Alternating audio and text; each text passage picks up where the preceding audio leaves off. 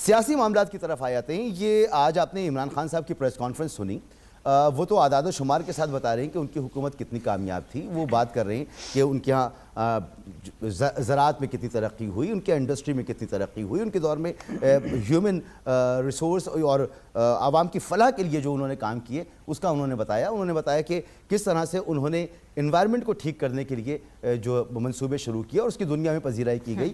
پھر اس کے بعد وہ یہ بھی بتا رہے ہیں کہ آپ لوگ الیکشن سے بھاگنے کی کوشش کر رہے ہیں اور کیوں بھاگنے کی کوشش کر رہے ہیں. اس کے جواب میں موجودہ حکومت کے پاس اس کی کارکردگی بیان کرنے کو کیا ہے؟ مسعود صاحب دیکھیں, پہلی بات تو یہ کہ عمران خان صاحب کے دور کے اندر جو ہوا وہ زمینی حقائق خود بات کرتے ہیں. ان کی اپنی اسٹیٹ بینک کی پرفارمنس رپورٹ بات کرتی ہے, بیورو آف سٹیٹسٹکس بات کرتا ہے, تمام چیزیں اپنی جگہ ہیں. ہم نے خود دیکھا, زمینی حقائق پہ دیکھا, لوگوں سے سنا اور حالات کو دیکھا. عمران خان صاحب تو کچھ بھی کہہ سکتے ہیں. اگر وہ یہ بات کرتے ہیں کہ ان کے دور کے اندر جو ہے ایگریکلچر کو فروغ ملا, تو یہ مطلب اس سے بڑا مذاق اور کوئی اس ملک کے ساتھ ہو نہیں سکتا. ایگریکلچر زراعت جو ہے وہ پاکستان کا آلموسٹ 65% جو ہے وہ جی ڈی پی کو کنٹریبیوٹ کرتا ہے. اور پاکستان کی تاریخ میں یہ شاید دوسری بار ہوا ہے کہ عمران خان صاحب کے دور میں وہ نیگیٹو میں گیا ہے. مینوفیکچرنگ کی انڈسٹری نیگیٹو کے اندر گئی ہے. اسی طریقے سے جو غربت کی سطح تھی, اچھا یہ تو خیر ڈالتے ہیں کووڈ کے اوپر, لیکن ایک تاریخی غربت رہی. یہ کہاں سے کوٹ کر رہی ہیں شرمیلا؟ تاریخی بے روزگاری رہی. دے دیجیے تاکہ عثمان ڈار صاحب سے پوچھنے میں مجھے آسانی ہو, کیونکہ عمران خان اکنامک سروے عثمان ڈار صاحب دیکھیے میری بات سنیں, اچھی بات ہے.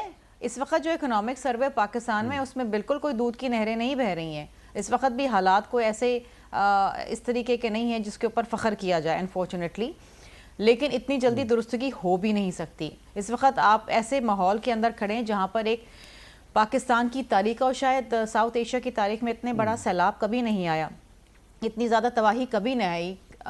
میں آپ سے یہ کہہ رہا ہوں کہ وہ جو کچھ کہہ رہے ہیں, آپ کہہ رہی ہیں کہ وہ غلط بیانی کر رہے ہیں شرمیلا صاحبہ, تو وہ تو ایک ڈاکیومنٹ کی بنیاد پر بات کر رہے ہیں. میں بات کمپلیٹ کر لوں. جی میں سوال آپ سے کر رہا ہوں, ڈائیلاگ کر رہے ہیں ہم لوگ, میں آپ سے ہی بات کر رہا ہوں. وہ اگر کرنٹ اکنامک سروے کی بات کر رہے ہیں تو ان کو کمپیئر کرنا چاہیے ماضی کے 3 اکنامک سرویز کے ساتھ. اس کے اندر کیا فگرز تھے؟ ان کے دور کے اندر کم از کم 90 لاکھ لوگ غربت کے نیچے گئے ہیں. ان کے دور کے اندر تاریخی بے روزگاری ہوئی ہے.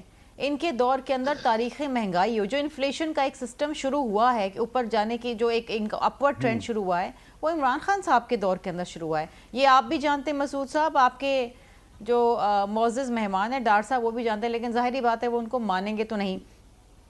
لیکن حقیقت تو یہ ہے کہ پاکستان کی تاریخ میں ایکسپورٹس بھی گرے اس وقت, پاکستان کی تاریخ کے اندر ویٹ کراپ بھی گرا اس وقت. ہم ایک ایسے ملک تھے جو ہم ویٹ ایکسپورٹ کرتے تھے, ہم شوگر ایکسپورٹ کرتے تھے.